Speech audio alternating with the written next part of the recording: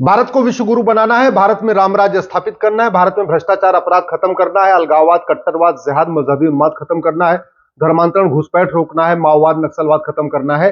तो भारत के संविधान में एक नहीं, दो नहीं, पांच नहीं, 20 बदलाव करने पड़ेंगे। भारत के संविधान में 20 संशोधन करना पड़ेगा। 125 बार संविधान पहले बदला जा चुका है, 20 और इसमें बदलाव करना पड़ेगा।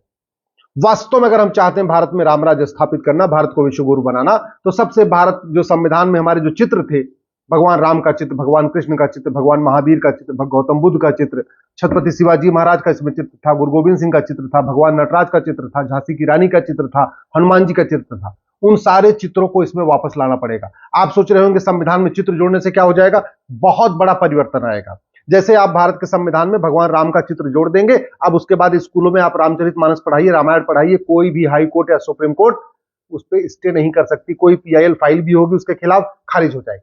जैसे भगवान इसमें कृष्ण का चित्र आगे आ जाएगा संविधान में, स्कूलों में भगवत गीता पढ़ाई जाएगी, कोई उस पर विरोध नहीं कर पाएगा, ना उसको कोई रोक पाएगा। जैसे इसमें हनुमान जी का चित्र आ जाएगा, आप सुबह की प्रार्थना में हनुमान चालीसा पढ़ाइए, कोई नहीं रोके।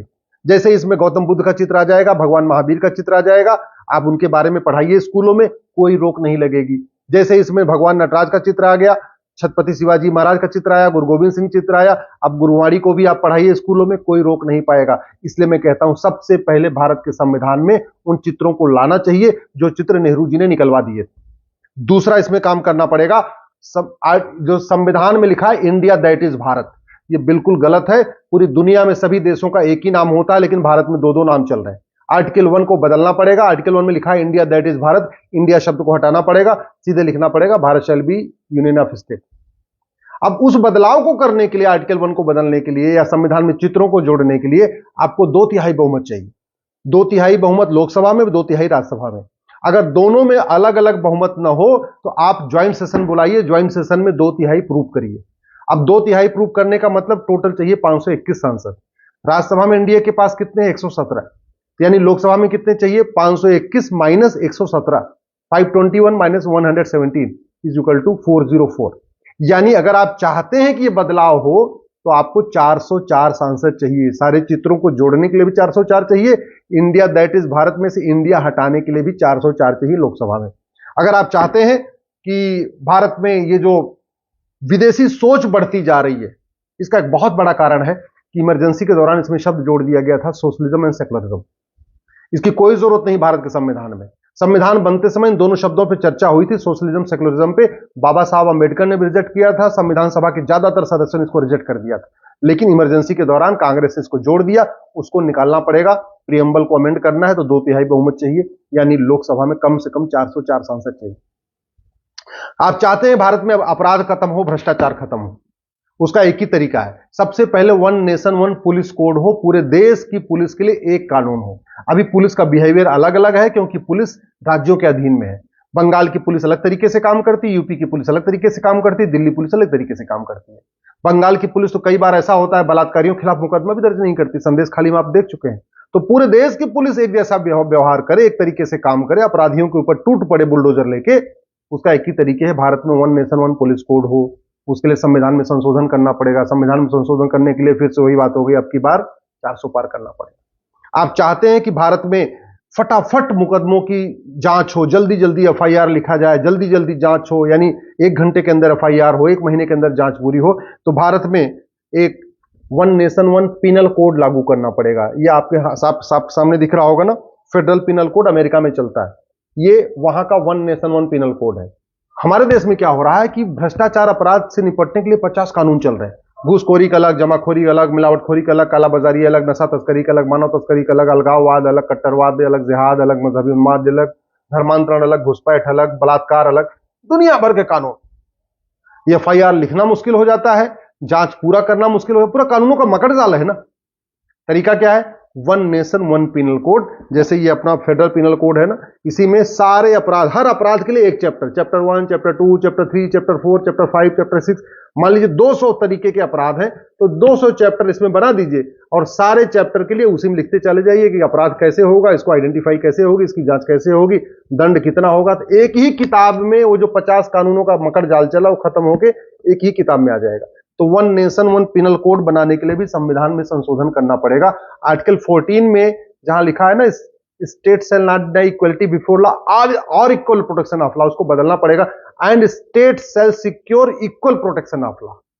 जैसे ही इतना आर्टिकल 14 में बदल देंगे, and shall secure equal protection of law, one nation one penal code का रास्ता खुल जाएगा, one nation one police code का भी रास्ता खुल जाएगा। आपको अगर संविधान में ये जो आर्टिकल 19 है, ये बोलने की आजादी देता है, लेकिन बोलने की आजादी के नाम पे लोग झूठ बोल रहे हैं। सफेद पोस्ट तो सफेद झूठ बोलते हैं। आप देखते हैं केजरीवाल सफेद झूठ बोलते रहते हैं, राहुल गांधी सफेद झूठ बोलते रहते हैं, बहुत सारे नेता अभिनेता सफेद झूठ बोलते रहते हैं। जानते क्यों? क्योंकि झूठ बोलना पाप तो है, झूठ बोलना अपराध नहीं है। जो फ्रीडम ऑफ एक्सप्रेशन है ना, उसमें कोई लिमिट नहीं है। तो आर्टिकल 19 में लिखना पड़ेगा freedom of expression subject to public order, health and morality. ये 3 शब्द जोड़ना पड़ेगा, subject to public order, health and morality, इतना जोड़ना पड़ेगा आर्टिकल 19 में, तो झूठ को अपराध बनाया जा सकता है। तो आर्टिकल 19 को बदलना पड़ेगा। अब अगर आप चाहते हैं कि जो ये पीएफआई जैसे संगठन जो बने हुए हैं, बहुत सारे अलगाववादी संगठन, आतंकवादी संगठन बने हैं, इनको आतंकवादी संगठन बनाने की कहां से पावर मिलती है? वो भी आर्टिकल 19 से मिलती है, राइट टू फॉर्म एसोसिएशन। लेकिन राइट टू फॉर्म एसोसिएशन में कोई लिमिट नहीं है, तो क्या करना पड़ेगा? Right to form association subject to public order, health and morality and national security, इतना आपको ऐड करना पड़ेगा। इतना ऐड करने के लिए आपको आर्टिकल 19 में बदलाव करना पड़ेगा। इसी तरीके से जो रोजगार के नाम पे, व्यापार के नाम पे व्याभिचार के अड्डे खुल रहे हैं, हुक्का बार खुल रहा है, बियर बार खुल रहा है, डांस बार खुल रहा है, नहीं पता नहीं क्या क्या व्याभिचार के अड्डे खुलते चले जा रहे हैं, उसको कहां से पावर मिलती है? आर्टिकल 19 से। तो आर्टिकल 19 में जो फ्रीडम ऑफ बिजनेस है, उसको subject to public order, health and morality करना पड़ेगा, उसमें एक लिमिट लगाना पड़ेगा, यानी आर्टिकल 19 को बदलना पड़ेगा। आर्टिकल 19 फंडामेंटल राइट है, इसलिए फिर वही बात हो गई, उसमें भी लोकसभा में 404 चाहिए, राज्यसभा में 117, दोनों मिला के 521, तब जाके आर्टिकल 19 बदल पाएगा। भारत में सफेदपोश नेता नौकरशाह झूठ बोलते रहते हैं, पकड़े जाते हैं, पुलिस उनको पीट नहीं पाती क्योंकि बड़े बड़े लोग हैं, सांसद, विधायक, मंत्री, मुख्यमंत्री, उनसे सच उगलवा नहीं पाती। गरीब आदमी हो, आम आदमी हो, तो पुलिस उसको 4 डंडे मारेगी, वो सच उगल देगा। अब केजरीवाल जैसे आदमी को, सोरेन जैसे मुख्यमंत्री को पुलिस कहां से पीटेगी? अब न केजरीवाल सच बोलेंगे, न सोरेन सच बोलेंगे, पुलिस न केजरीवाल को पीटेगी, न सोरेन को पीटेगी, तो पुलिस सच्चाई सामने आएगी कैसे? तो उसकी जरूरत क्या है? नार्को पॉलीग्राफ ब्रेन मैपिंग कानून बनाया जाए, हर जिले में narco polygraph brain mapping test बनाया जाए, भारत में एक one nation one evidence code बनाया जाए। उसके लिए क्या करना पड़ेगा? आर्टिकल 20 को बदलना पड़ेगा। आर्टिकल 20 फंडामेंटल राइट है, तो उसको बदलने के लिए 400 पार चाहिए, 404 सांसद चाहिए लोकसभा में। इसी तरीके से भारत में आर्टिकल 21 में राइट टू एजुकेशन है। अब राइट टू एजुकेशन को राइट टू इक्वल एजुकेशन बनाना है, क्योंकि गुलामी वाले स्कूल चल रहे हैं। मुगलों के समय जो मदरसे शुरू हुए, अंग्रेजों के समय जो मिशनरी स्कूल खुले वो भी चल रहे हैं। मदरसे कुछ अलग पढ़ा रहे हैं, मिशनरी स्कूल कुछ अलग पढ़ा रहे हैं, सीबीएसई बोर्ड वाले कुछ अलग पढ़ा रहे हैं, आईसीएसई बोर्ड वाले कुछ अलग पढ़ा रहे हैं, यूपी बोर्ड वाले अलग पढ़ा रहे हैं, दिल्ली बोर्ड वाले अलग पढ़ा रहे हैं। 40 तरीके का सिलेबस चल रहा है। तो भारत में 10वीं तक सबकी समान शिक्षा हो, सबका वन नेशन वन सिलेबस हो, वन नेशन वन करिकुलम हो, एक उसके लिए क्या करना पड़ेगा? आर्टिकल 21A को, जहां राइट टू एजुकेशन लिखा है, उसको राइट टू इक्वल एजुकेशन करना पड़ेगा, यानी आर्टिकल 21A को बदलना पड़ेगा। ऐसे दूसरा, भारतीय चिकित्सा व्यवस्था को बर्बाद करने के लिए नेहरू जी ने 1954 में कानून बनाया। विदेशी चिकित्सा को प्रमोट करने के लिए, भारत की चिकित्सा को बर्बाद करने के लिए 1954 बनाया ड्रग एक्ट। और नतीजा यह है कि आज की डेट में योग, नेचुरोपैथी, आयुर्वेद पे भारतीयों को भरोसा नहीं है। भारतीयों को भी एलोपैथी भरोसा है, जो 200 साल पहले शुरू हुई। भारतीयों को चरक के बारे में नहीं पता, महर्षि सुश्रुत के बारे में नहीं पता, महर्षि सारंगधर के बारे में नहीं पता, महर्षि माधवकर के बारे में नहीं पता, महर्षि वाघभट्ट के बारे में नहीं पता, महर्षि भावप्रकाश के बारे में नहीं पता, उनके रिसर्च के बारे में नहीं पता, उन्होंने क्या किताबों में लिखा है नहीं पता। जो महर्षि धन्वंतरी, भगवान धन्वंतरी, महर्षि चरक, महर्षि सुश्रुत, महर्षि वाघभट्ट, महर्षि सारंगधर, महर्षि भावप्रकाश, ये सब लिख के गए हैं, उनको मेडिकल कॉलेजों में पढ़ाया नहीं जाता। तो क्या करना पड़ेगा? एक नया सेक्शन जोड़ना पड़ेगा, article 21B, one nation one health care code. उसके लिए संविधान में संशोधन करना पड़ेगा, कुछ जोड़ना है संविधान में, उसके लिए भी 400 पार चाहिए। भारत में one nation one judicial code बनाना पड़ेगा, जजों के लिए मैंडेटरी हो जाए, 1 साल के अंदर मुकदमा देना ही देना पड़ेगा। तो right to justice fundamental right है, लेकिन जस्टिस कितने दिन में होना लिखा नहीं है। तो right to justice within year, इतना जोड़ना पड़ेगा संविधान में, एक सेक्शन जोड़ना पड़ेगा, आर्टिकल जोड़ना पड़ेगा, आर्टिकल 21C। अब संविधान में फंडामेंटल राइट में बदलाव करना है तो 400 पार चाहिए। इसी तरीके से पूरे देश में जो धर्मांतरण का धंधा चल रहा है, वो आर्टिकल 25 में एक शब्द है प्रोपोगेट, उस प्रोपोगेट के निकालने के लिए भी आपको 400 पार चाहिए। भारत में मठ मंदिर के लिए 35 कानून, मजार, दरगाह, मस्जिद के लिए एक भी कानून नहीं। एक one nation one endowment code यानी समान धर्मस्थल संहिता बनाने के लिए आर्टिकल 26 में एक प्रोविजन करना पड़ेगा। तो आर्टिकल 26 भी फंडामेंटल राइट है, इसलिए उसके लिए भी आपको 400 पार करना पड़ेगा। इसी तरीके से आर्टिकल 29, 30 जिसके कारण पूरे देश में अपीजमेंट पॉलिटिक्स चलती है, तुष्टीकरण की जो नीति चलती है कि देश के संसाधनों पर पहला हक अल्पसंख्यकों का है, ये अल्पसंख्यक बहुसंख्यक का कॉन्सेप्ट ही खत्म करना पड़ेगा। न रहेगा बांस न बजेगी बांसुरी। आर्टिकल 29, 30 को निकालना पड़ेगा, खत्म करना पड़ेगा, बदलाव से भी काम नहीं चलेगा। आर्टिकल 29, 30 जो कि फंडामेंटल राइट है, उसको बदलने के लिए 400 पार चाहिए। आर्टिकल 50 सेपरेशन ऑफ जुडिशरी, अभी पूरी जुडिशरी मिक्स हो रखी है। एक one nation one judicial code बनाने के लिए आर्टिकल 50 में बदलाव करना पड़ेगा। आर्टिकल 51 है फंडामेंटल ड्यूटी। फंडामेंटल ड्यूटी में लिखा हुआ है आपको भारत को मानना है, भारत की संस्कृति को मानना है, भारत की परंपरा को मानना है, महिलाओं का सम्मान करना है, वैज्ञानिक सोच विकसित करनी है, काला जादू अंधविश्वास को नहीं फैलाना है।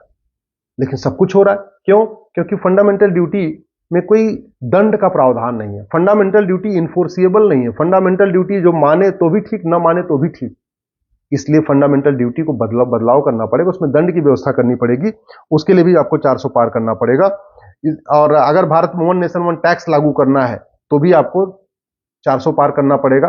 ये जितने कानून टैक्स चल रहे हैं ना, income tax, GST, TDS, VAT, ये दो दुनिया भर का मकर जाल चल रहा है, ये सब खत्म हो, केवल एक्सपेंडिचर टैक्स लगे। जो आदमी जितना खर्च करेगा उतना टैक्स देगा। कमाई पे कोई खर्चा नहीं, केवल खर्च करने पे ही टैक्स लगेगा, कमाने पे कोई टैक्स नहीं लगेगा। तो वन नेशन वन टैक्स लागू करना है तो भी आपको इसमें बदलाव करना पड़ेगा। कहने का मतलब समान शिक्षा लागू करना है तो भी 400 पार चाहिए, समान चिकित्सा व्यवस्था लागू करना है तो भी 400 पार चाहिए, समान पुलिस व्यवस्था लागू करना है तो भी 400 पार चाहिए, समान दंड व्यवस्था लागू करना है तो भी 400 पार चाहिए, समान न्याय व्यवस्था लागू करना है तो भी 400 पार चाहिए, समान प्रशासनिक व्यवस्था लागू करना है तो भी 400 पार चाहिए, समान व्यापार व्यवस्था लागू करना है तो भी 400 पार चाहिए, समान धर्मस्थल व्यवस्था लागू करना है तो भी 400 पार चाहिए, समान कर व्यवस्था लागू करना है तो भी 400 पार चाहिए। तो मेरा इसलिए आपसे निवेदन है, आप खुद भी वोट करिए, परिवार के साथ वोट करिए, सभी यार दोस्त यार सबके साथ जाइए वोट करिए, लेकिन राष्ट्रहित में वोट करिए। और वोट करते समय 400 पार करते समय इन कानूनों की मांग जरूर करिए। इस वीडियो को अधिक से अधिक शेयर करिए। जितना ज्यादा लोग इस वीडियो को देखेंगे उतनी जागरूकता आएगी, सबको पता भी चलेगा कि 400 पार कोई नारा नहीं है, 400 पार आवश्यकता है। अगर 400 पार हो जाएगा, अलगाववाद खत्म होगा, जिहाद खत्म होगा, कट्टरवाद खत्म होगा, मजहबी उन्माद खत्म होगा, धर्मांतरण खत्म होगा, घुसपैठ खत्म होगा। 400 पार नहीं होगा तो सड़क बनेंगे, स्कूल बनेंगे, एयरपोर्ट बनेंगे, हॉस्पिटल बनेंगे, लेकिन जो भारत की संस्कृति को बचाने के लिए जरूरी कानून है वो नहीं बन पाएगा।